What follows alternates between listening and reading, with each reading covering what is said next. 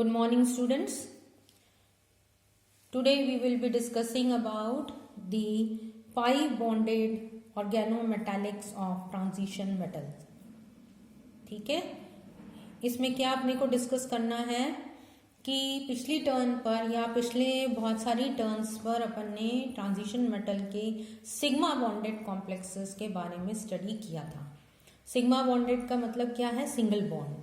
ठीक है, और जब सिंगल बॉन्ड वहाँ पर था, जैसे कि आपने नॉर्मल आर एक्स टाइप के जो कॉम्प्लेक्सेस थे, आर जो अपन ने लिया था रेडिकल, उस हिसाब से अपन ने मेटल के साथ उनकी बॉन्डिंग के बारे में स्टडी किया था। दूसरे कॉम्प्लेक्सेस जो अपन ने स्टडी किए थे वो थे कार्बीन और कार्बाइंस।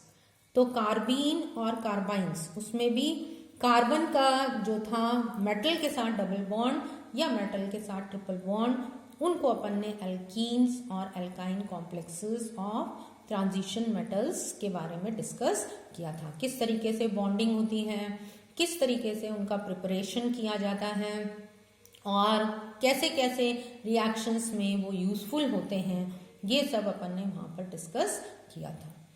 अब जो नेक्स्ट चैप्टर अपन ये स्टार्ट करने वाले हैं, जो नया चैप्टर है, इसमें जो अपन लिगैंड लेंगे, वो लिगैंड जो है वो पाई बॉन्डेड लिगैंड्स होती हैं और उन्हें पाई bonded organometallic compounds of transition metals कहते हैं।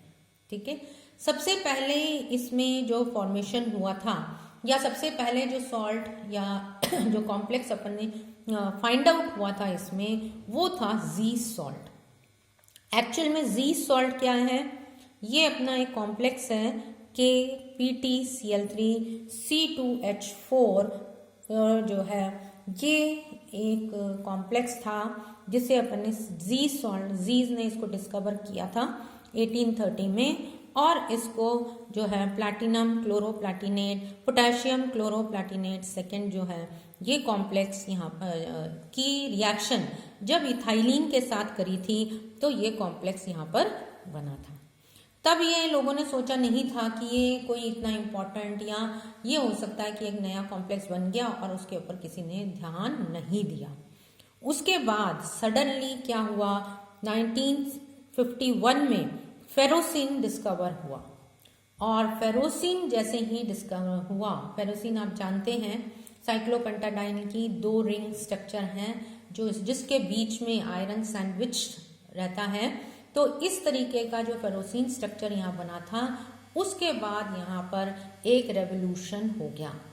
रेवोल्यूशन का मतलब क्या है? जब साइंटिस्ट इसमें और नई नई इस टाइप के कॉम्प्लेक्सेस डिस्कवर करना शुरू कर दिया, प्रिपरेशन या इनकी स्टडी करनी शुरू कर दी, और तब एक series of pi bonded organometallic compounds की सीरीज का एक डिस्कवरी होनी शुरू हो गई। अब ये जो कॉम्प्लेक्सेस हैं, ये क्यों मतलब इतने पॉपुलर हो गए या इनके इसमें इंटरेस्टिंग क्यों हो गया? क्योंकि ये variety of fascinating structural pattern में उपस्थित रहते हैं, और इनके जो इंट्रैक्शन ऑफ ऑर्बिटल्स हैं, जो कि अनसैचुरेटेड हाइड्रोकार्बन्स की रिएक्शन किसके साथ? मेटल एटम के साथ, ये non classical type of bonding यहाँ पर प्रोड्यूस करती हैं, जो कि मैनी कैटालिटिक रिएक्शंस या अदर इम्पॉर्टेंट रिएक्शंस में एक बहुत इम्पॉर्टेंट रोल प्ले करती हैं। तो कैटालिसिस या कैटालिटिक रिएक्शंस के कारण इनकी इम्पोर्टेंस और भी बढ़ गई, और इनफैक्ट ये बहुत ज़्यादा स्टेबल भी होते हैं। इसलिए सब लोग जो साइंटिस्ट थे वो का ध्यान इस तरफ होने लग गया कि यहाँ पर पाई बॉन्डेड कॉम्प्लेक्सेस के बारे में स्टडी की जाए। अब ये पाई बॉन्डेड ऑर्गेनोमेटालिक्स जो हैं, ये भी अपना सिद्विक वाला EAN रूल फॉलो करता है, effective atomic number. Effective atomic number का मतलब क्या हो गया? 18 इलेक्ट्रॉन रूल्स, या next they try to obtain so many electrons which corresponds to the next noble gases, या नोबल गैस के बराबर के इलेक्ट्रॉन्स अचीव करने के लिए ये प्रयत्नशील रहते हैं। तो इसलिए पाई बॉन्डेड जो ऑर्गेनोमेटालिक कंपाउंड्स हैं, ये कैटालिटिक इम्पोर्टेंस के कारण बहुत ज़्यादा इम्पोर्टेंट हो गए। अब यहाँ पर क्लासिफिकेशन जो हम स्टडी करेंगे उससे पहले, जैसे कि आपने पहले भी स्टडी किया था या जैसे आपको पहले भी बताया गया था कि जितने भी कार्बन एटम्स मेटल एटम के साथ डायरेक्टली बॉन्डेड होते हैं उसे अपन हैप्टिसिटी कहते हैं और उसे नीटा या एच द्वारा प्रदर्शित किया जाता है। ये सब आप जानते हैं। जैसे अगर यहाँ पर मैंने ये लिया है नीटा 2, that means 2 carbon atom of the ring. हो सकता है कि रिंग या चेन में और भी कार्बन एटम्स उपस्थित हों, लेकिन उन पूरे कार्बन एटम्स में से 2 कार्बन एटम्स जो हैं वो मेटल के साथ डायरेक्ट बॉन्ड फॉर्म करते हैं, तब इन्हें नीटा 2 टाइप ऑफ कॉम्प्लेक्सेस अपन कहते हैं। तो दिस नीटा 2 या H2 भी लिखते हैं अपन small h, that is called as hapticity. और दूसरा अपने को leptic, what type of complexes are formed based upon the bonding of the metal with the ligands। अगर सेम लिगैंड है, मेटल के चारों तरफ अगर सेम लिगैंड उपस्थित है, मतलब there is no variety of ligands, तब उस कॉम्प्लेक्स को अपन होमोलेप्टिक कॉम्प्लेक्सेस कहते हैं। तो होमोलेप्टिक का मतलब क्या हुआ, जितने भी मेटल का कोऑर्डिनेशन नंबर है वो सेम लिगैंड द्वारा संतुष्ट होता है। It is satisfied by the same ligand, उसमें कोई वैरायटी ऑफ लिगैंड नहीं होती। जबकि हीट्रोलेप्टिक में क्या होगा कि वहां पर जो इसका कोऑर्डिनेशन नंबर है मेटल का, डिफरेंट लिगैंड्स द्वारा सेटिस्फाइड होता है। मतलब वहां पर लिगैंड्स जो हैं वो वैरायटी जो है वो एक से अधिक होती है। नंबरिंग नहीं है but different type of ligands are present. Ligands तो नंबरिंग का अगर अपन देखें तो कोऑर्डिनेशन नंबर 6 होगा तो 6 लिगैंड्स प्रेजेंट हैं, लेकिन वो सारी 6 लिगैंड्स सेम नहीं है। इट इज डिसिमिलर लिगैंड्स या variety of ligands is present over there.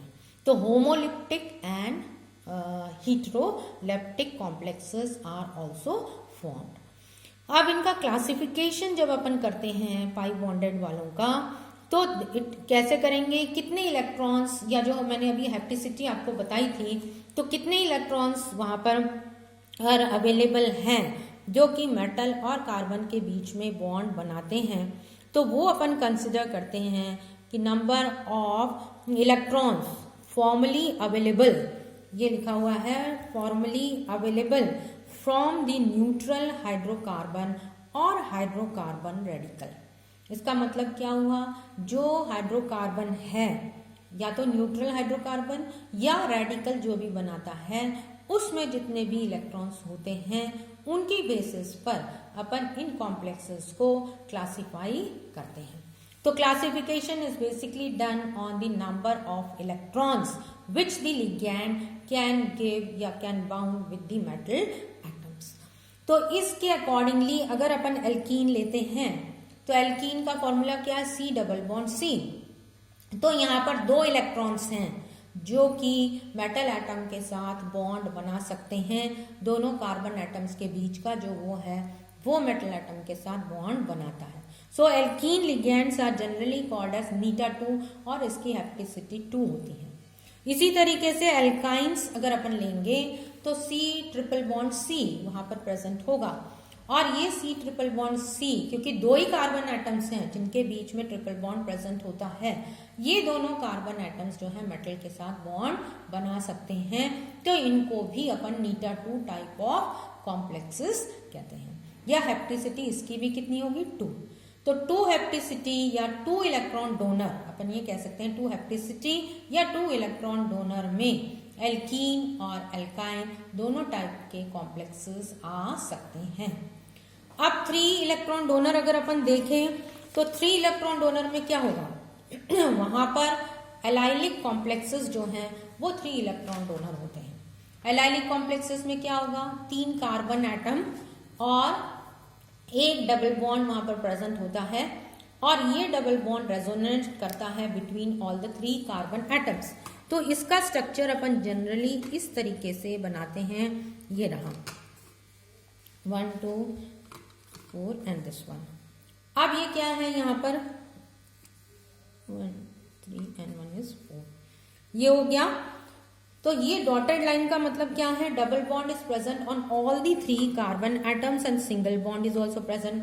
तो double bond is shifting from first carbon atom to second, second to third. तो इसका मतलब ये 3 इलेक्ट्रॉन डोनर हो गए हैं और इसलिए एलाइलिक कॉम्प्लेक्सेस जो भी होते हैं उन्हें अपन 3 इलेक्ट्रॉन डोनर कहते हैं। ये बॉन्ड नहीं है, ये नंबर कार्बन नंबर 1 है, ये कार्बन नंबर 2 है और ये कार्बन नंबर 3 है। यहाँ पर 1 और 2 के बीच में डबल बॉन्ड, 2 और 3 के बीच में डबल बॉन्ड। तो दैट मीन्स क्या, इट इज फ्लक्चुएटिंग और resonating between single and double bond. और इस तरीके से ये 3 इलेक्ट्रॉन डोनर बन के मेटल एटम के साथ बॉन्ड बनाएंगे और इस प्रकार के कॉम्प्लेक्सेस को जिसकी हेप्टिसिटी 3 है उसको अपन एलाइलिक कॉम्प्लेक्स या 3 इलेक्ट्रॉन डोनर कहते हैं। इसका एग्जाम्पल यहाँ पर दे रखा है, निकल का कॉम्प्लेक्स है नीटा 3 C3H5, this is C3 and H5 complex, जिसमें कि इस तरीके का इस तरीके से अपन बॉन्ड यहाँ पर बना सकते हैं। अब 4 इलेक्ट्रॉन डोनर में डाइईन जो कि ब्यूटाडाइईन जनरली होता है, सबसे सिंपलेस्ट जो है दैट इज ब्यूटाडाइईन।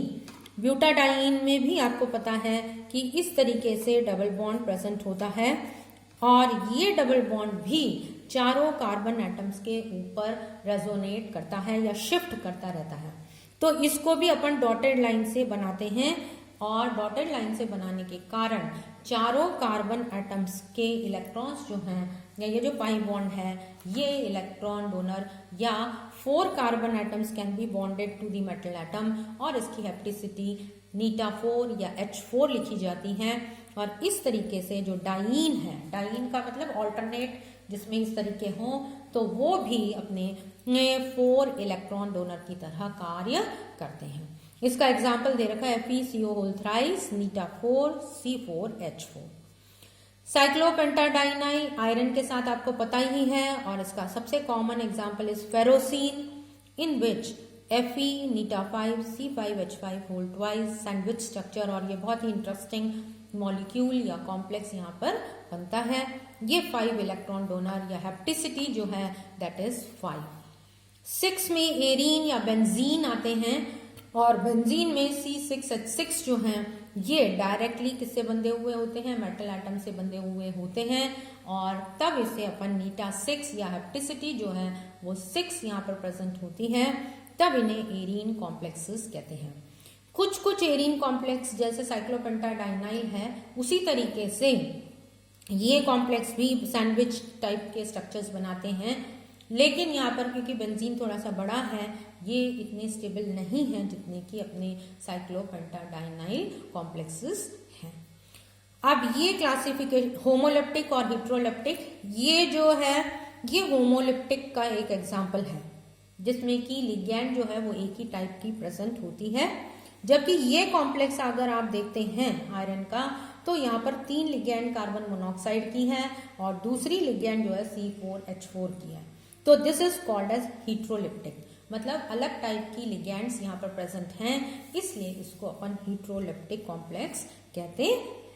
तो ये क्लासिफिकेशन जो आज अपन ने डिस्कस करी, this is summarised. Number of electrons, 2 electrons में एल्कीन और अल्काइन कॉम्प्लेक्सेस, 3 में एलाइलिक, 4 में डाइईन्स, 5 में साइक्लोपेंटाडाइनाइल और 6 इलेक्ट्रॉन में एरीन कॉम्प्लेक्सेस आते हैं। अब इंडिविजुअल इन कॉम्प्लेक्सेस के अपने को प्रिपरेशंस, इनकी बॉन्डिंग और ये कहाँ पर यूज आते हैं, इनकी रिएक्शंस और इनके यूजेस की कौन कौन सी फील्ड में इनको यूज कर सकते हैं, उनके बारे में अपने को स्टडी करना है।